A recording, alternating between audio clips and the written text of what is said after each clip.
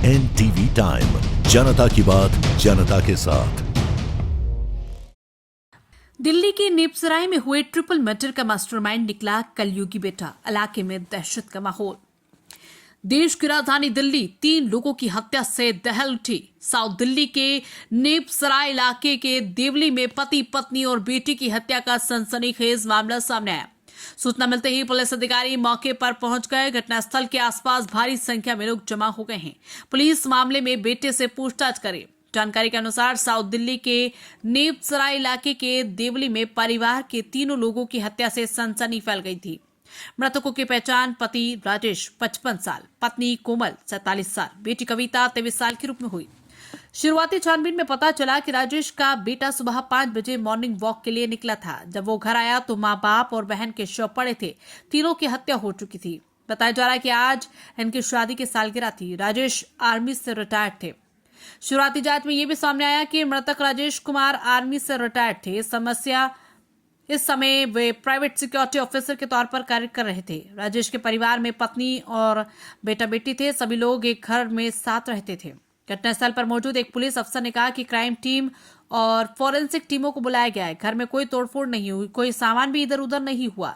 शुरुआती जांच में सामने आया कि इस वारदात को किसी लूट या चोरी के लिए अंजाम तो दिया नहीं गया। दिल्ली के ट्रिपल मर्डर केस में पुलिस ने खुलासा करते हुए आरोपी बेटे को गिरफ्तार कर लिया। उसने पूछताछ में बताया कि पिता उसे पढ़ाई के लिए डांटते रहते थे, लेकिन उसका मन पढ़ाई में नहीं लगता था। आरोपी ने बताया कि पहले उसने बहन, फिर पिता और सबसे आखिर जैसे जैसे कंट्रडिक्शन बढ़ते रहे तो कुछ कुछ बातों का उसने खुलासा करना शुरू किया और अंत में उसने ये कन्फेस किया कि इन हत्याओं के पीछे उसी का हाथ था और उसी ने आज ये तीनों हत्याओं को अंजाम दिया।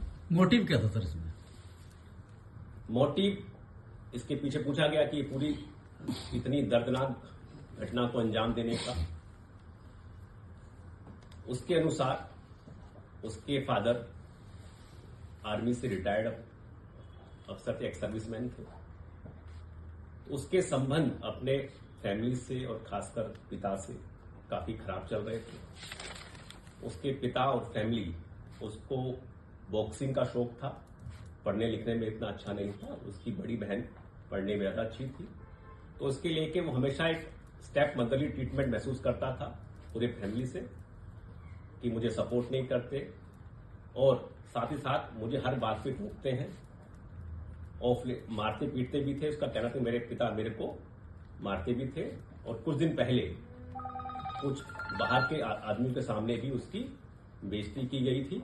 तो उसको बड़ा ह्यूमिलिएशन फील होता था कि मेरे पेरेंट्स अब मैं इतना बड़ा हो गया हूं, सेकेंड ईयर में पढ़ रहा हूं, तो हमेशा उसको एक बुरा लगता था। दूसरा सिबलिंग राइवलरी, उसको लगता था कि मेरी बहन को ये तवज्जो देते हैं और उसको कहीं से ये सूचना मिली कि मेरी प्रॉपर्टी जो फादर है वो प्रॉपर्टी अपनी बहन के नाम कर रहा है या अपनी बेटी के नाम कर रहा है, तो उससे गुस्सा और बढ़ गया।